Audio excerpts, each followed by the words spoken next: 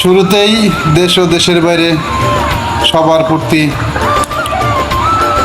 আমার সালাম, আসসালামু আলাইকুম ওয়া রাহমাতুল্লাহ। সবার প্রতি করজোর অনুরোধ, সবাই আমার এই ভিডিওটা শেয়ার করবেন।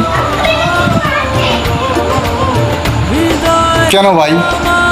আমরা তো চেয়েছিলাম আরেকটা স্বাধীন রাষ্ট্র, স্বাধীন দেশ,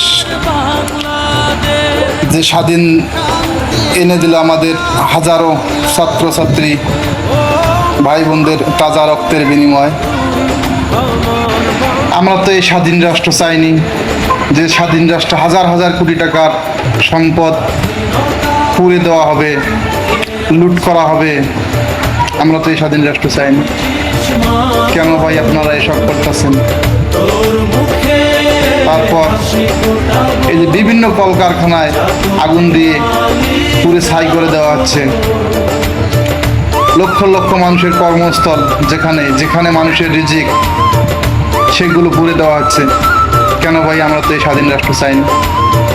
তাহলে কেন এগুলো হচ্ছে? এগুলো কারা করছে? কোন ব্যক্তি করছে? এসব কাজ তো কখনো ছাত্রছাত্রীরা করবে না। এই দেশে যারা শক্তির অপব্যবহার করছে, মানুষের প্রতি অন্যায় অত্যাচার জুলুম করছে, তাদের বিচার হবে, আইনের মাধ্যমে হবে। আপনারা কেউ এভাবে মানুষের বাড়ি ঘর পুড়ে ছারখার করবেন না, মানুষের বাড়ি লুট করবেন না। সবার প্রতি আমার অনুরোধ রইল, ভাই এসব থেকে বিরত থাকেন, এসব থেকে বিরত থাকেন, এসব কেউ করবেন না।